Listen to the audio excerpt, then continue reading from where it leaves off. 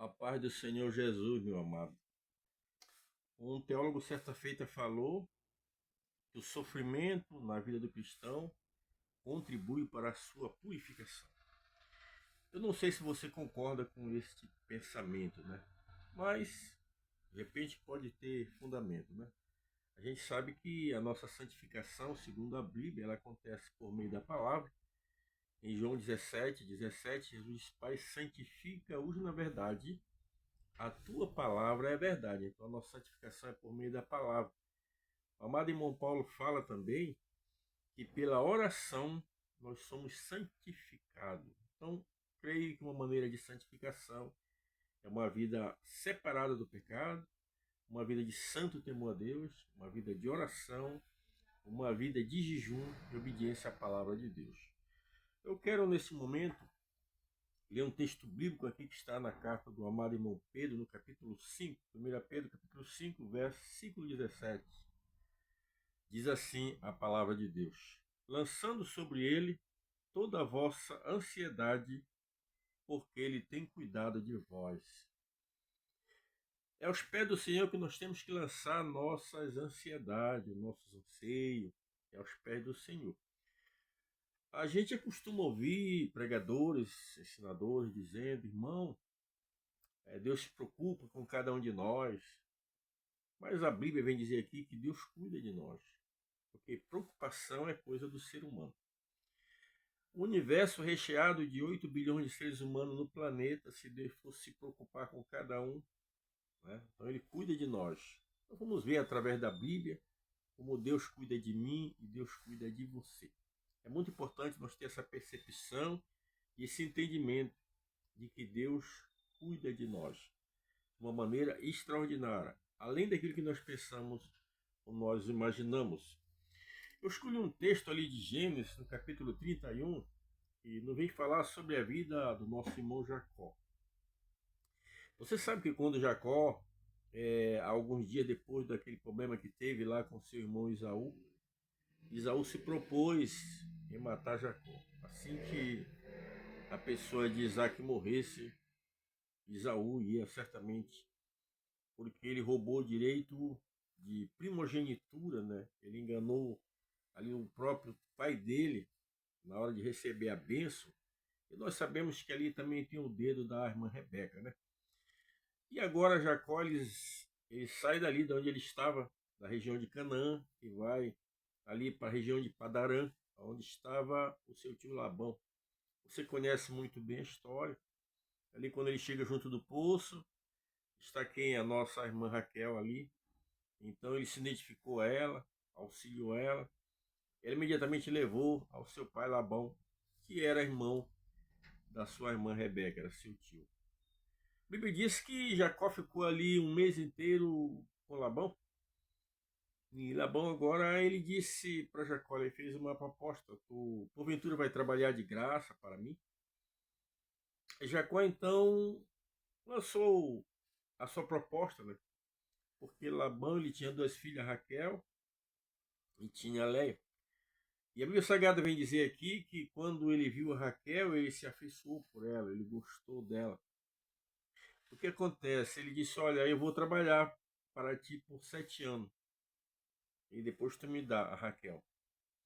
Era comum naquela época o costume daquela região do Oriente, quando um rapaz se afeiçoava de uma moça, ele tinha que ter o dote. Como Jacó ele não tinha nada, né? Se propôs trabalhar 7 anos. Eu disse que ele amava tanto a Raquel, que esses 7 anos se passaram e ele nem percebeu pelo amor que ele tinha. E aí você conhece bem a história que na noite de núpcias, o Labão reuniu seus familiares, seus amigos, para fazer uma festa ali. E na noite, em vez dele dar a Raquel, ele deu a outra, sua irmã mais velha. A Bíblia diz que no dia seguinte, quando Jacó ele acorda e ele observou que ele havia sido enganado. Jacó ele era perito nisso, porque o seu próprio nome Jacó significa enganador, suplantador. Jacó ele era assim. Nasceu já quando nasceu juntamente com seu irmão Isaú, ele havia agarrado no calcanhar de Isaú.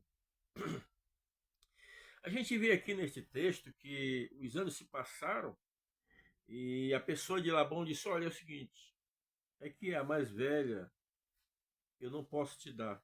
Tem que te dar mais velha e não a mais nova. Tu casa, fica com a mais, com mais velhas e daqui a uma semana eu te daria outra. E assim aconteceu. Ele trabalhou mais 7 anos pela a outra. Então ficou 14 anos. Ele trabalhou por duas mulheres, 7 anos por uma e 7 anos por outra. Isso na Bíblia chama-se de bigamia. A Bíblia condena isso. Mais adiante no Pentateuco, ali Moisés, quando vai promulgar a lei de Deus, a Bíblia proíbe. Isso aqui aconteceu porque até então não tinha lei. E a Bíblia diz que não havendo lei não há transgressão. O homem tem que ser marido de uma só mulher. É importante que você entenda isso. Não tem amparo bíblico. Mas ele cometeu esse problema aí. E a gente vê agora que trabalhou esses 14 anos por essas duas mulheres. E depois de 14 anos ele trabalhou mais 6 anos. Em 6 anos que ele trabalhou para a pessoa de Labão, o Labão trocou por 10 vezes o seu salário. Ele sugeriu assim, olha, na malhada, quando nascia, né? Se for malhado, é minha. Jacó dizia. Se for salpicado, é tua. Tá. Quando isso acontecia, nascia tudo malhado, aí a pessoa de Labão dizia, não, tu tá me passando a perna. Vou fazer assim, agora as que nascer salpicadas serão tu e as malhadas serão minhas. E a Bíblia disse que assim acontecia, nascia só salpicado. Não, agora é o seguinte, vamos trocar. Em vez de ser as salpicadas tuas, as listradas serão tu e as salpicadas serão minhas, Labão dizia. Só que aí nascia tudo listrado. E a Bíblia diz que com isso Jacó começou a enriquecer. A Bíblia diz que o próprio Labão já olhava com indiferença para Jacó. Os filhos de Labão já diziam que Jacó tinha se apossado de toda a riqueza de seu pai. Em determinado momento, no capítulo 31, o Senhor fala com a pessoa de Jacó para que ele retorne para a região de Canaã, onde tinha herança do seu pai, dos seus pais. O Bíblia Sagrado diz que o Labão ele foi tosquear ovelhas. Jacó chamou a Léia, chamou também a pessoa de Raquel, disse: olha, vocês têm visto a forma como o pai de vocês olha para mim. Teus irmãos estão me acusando de ter roubado a herança do pai de vocês. Vamos fazer assim, já que o teu pai está tosqueando ovelha, a gente vamos embora, pegamos nossos filhos e vamos embora, nosso rebanho, e vamos embora. E assim eles fizeram. Caminharam 3 dias, a notícia chegou até a pessoa de Labão. Quando a notícia chega a Labão, ele reúne os seus homens e vai. Depois de 7 dias, ele se encontra com Jacó. Mas um texto aqui que eu quero ler para você, interessante, eu conheço até bem este texto aqui, mas eu vou ler aqui no livro de... o que Deus, a forma como Deus agiu a favor de Jacó. Eu quero dizer para você que Deus cuida dos seus. Nós vivemos no mundo, olhando com os olhos humanos, a gente chega bastante à nossa distância, mas o mundo espiritual é o mundo que a gente não vê. O inimigo, ele peleja, ele batalha para destruir a minha vida, para destruir a tua vida. Mas nós estamos abrigados debaixo do sangue do Cordeiro, por isso nós temos a proteção. Quando a pessoa de Labão veio, a ideia de Labão era chegar ali, estraçalhar Jacó, trazer suas filhas, trazer seus netos, trazer o rebanho. Mas olha o que aconteceu com Labão um dia antes, uma noite antes de se encontrar com Jacó. No livro de Gênesis, capítulo 31, versículo 29, diz assim: Labão, quando chegou com Jacó, ele disse: olha, poder vir em minhas mãos para vos fazer mal, mas o Deus de vosso pai me falou ontem à noite, dizendo: guarda-te que não fales a Jacó nem bem nem mal. A ideia de Labão era uma ideia sinistra, mas como Deus cuida dos seus, guarda-te ao chegar junto de meu servo Jacó, e não fales nem bem e nem mal contra ele. E ele disse: olha, o temor do Senhor veio à pessoa de Labão, porque Deus ele realmente cuida de nós. Nós temos textos bíblicos que nos dão esse amparo, essa referência. Nós temos, por exemplo, o Salmo de número 27, o versículo 10. A Bíblia diz: porque ainda que o meu pai e a minha mãe me desamparem, o Senhor me acolherá. Você que é mãe, você jamais abandonaria um filho seu. Você que é pai, talvez faça isso, mas a mãe dificilmente ela faz isso.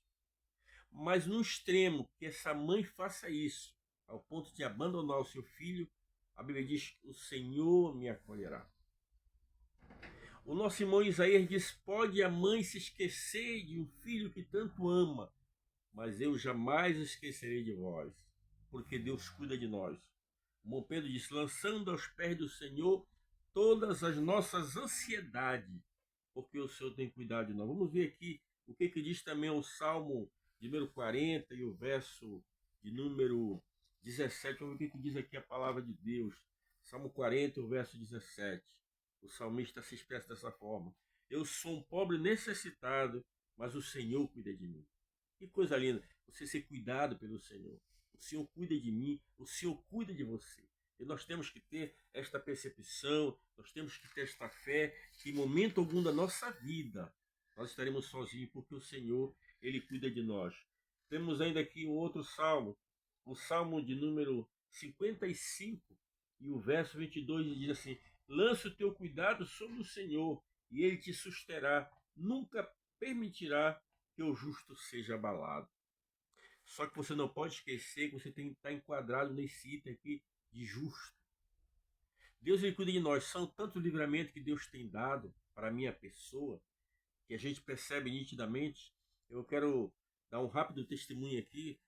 No início do ano, ali pelo mês mais ou menos de janeiro, fevereiro, eu tinha um casal de irmão aqui, que eles... Essa irmã, na verdade, é paraense, a irmã da Maris. Ela é paraense de Santa Isabel, mas morou muitos anos aqui no sul e agora havia retornado para lá. O marido dela ficou aqui ainda resolvendo uma situação, um moadão, e aí uma vizinha dela comprou uma casa do lado, e essa casa do lado era uma casa de religião, uma casa de batuque. E aí o que aconteceu ali? Ela ligou para Damares, falou com Adão se tinha alguém da igreja para ir lá, para remover aquelas imagens. E aí a irmã Damares disse: olha, a pessoa indicada para esse trabalho é o irmão Miguel, homem de Deus, homem de oração. E ele vai ir aí sim. Aí nós combinamos, eu combinei com Adão. E claro, sempre que eu vou fazer esse trabalho, eu me consagro um dia antes. A gente está sempre orando, consagrando a vida. Mas aí naquele dia eu fiz uma consagração justamente por esse objetivo. E nós fomos ali como Adão, removemos ali, era muito. Eu não vou entrar em detalhe o que a gente fez ali, aquelas imagens, eram muitas imagens, eu fiquei apavorado, nunca tinha visto tanta imagem. A gente encheu mais ou menos uns 5 sacão daquele saco de 100 litros, né, de 100 quilos, e saco plástico, era muita coisa. E a gente sabe que o inimigo, quando é assim, ele vem contra você. E dias depois eu estou vindo no meu trabalho, eu estou vindo no ônibus, né, eu sou rodoviário, e quando eu estou vindo, o sinal estava aberto para mim e eu estou vindo. E quando eu venho, vem uma caçamba, avançou o sinal. Esta caçamba, ela ia dar de lado, ela ia me pegar de lado, porque eu estou indo, digamos assim, numa direção, e ela vem do lado do motorista. Ela me pegar em cheio ali. E eu vi ali a morte, mas eu vi também um grande livramento de Deus. Eu consegui frear aquele carro, não sei como Deus permitiu que aquele carro segurasse o freio, aquele ônibus, o passageiro, e aquele moço da caçamba desviou um pouquinho, só quebrou o vidro do meu lado, o para-brisa aqui da frente, mas eu não senti nenhum dano ali. Eu vi a mão de Deus cuidando de mim. Eu vi ali um grande livramento. As pessoas que viram aqui disseram: olha, seu Miguel, o senhor nasceu de novo. Saí ileso e em seguida mandaram outro ônibus e eu segui o meu trabalho. A mão de Deus, porque Deus cuida de nós. Deus cuida de mim, Deus cuida de você. E aqui nós estamos lendo aqui esta palavra do irmão Pedro que diz: lançando aos pés do Senhor todas as suas ansiedades, porque Ele tem cuidado de nós. Deus cuida de mim, Deus cuida de você. A Bíblia diz no Salmo 23, no verso 4, ainda que eu andasse pelo vale da sombra da morte, eu não temeria mal algum, porque tu estás comigo, a tua vara, o teu cajado me consola. Ainda que você esteja no lugar mais extremo de uma vida de um mortal, é o vale da sombra da morte, mas ainda que você esteja ali, o Senhor está ali cuidando de você. O salmista Davi, no salmista no Salmo 91, ele disse que 1000 cairão ao teu lado e 10.000 à tua direita e tu não serás atingido. Nós temos que ter esta fé. O mundo espiritual nós não enxergamos um palmo na nossa frente. O mundo físico até temos uma boa visão, mas o mundo espiritual a gente não tem. Mas não esqueça que o Senhor cuida de mim, o Senhor cuida de você. Você que está acompanhando esta mensagem, Poderia até dizer, poxa, irmão Miguel, quantos livramentos Deus já me deu. Quantas vezes o Senhor me trouxe para cuidar de mim, assim como ele cuidou de Jacó. Disse para Labão um dia antes, não fale mal nem bem contra o meu servo Jacó. E o próprio Labão disse, tu sabes que eu tenho poder nas mãos, mas o Deus de teus pais apareceu a mim esta noite em sonho e disse, não fales mal nem bem contra o meu servo Jacó. O diabo chegou na presença de Deus, tem um local que ele deve ir, ali eu não sei, a Bíblia não diz, mas a Bíblia diz que Jesus, falando para Pedro naquele dia antes de ser crucificado, um dia antes, Jesus disse, o diabo foi, pediu ao meu pai para cirandar o teu corpo, e eu não deixei, por amor a ti eu não deixei, porque Deus cuida de nós. Que Deus aqui nos abençoe e até o próximo vídeo.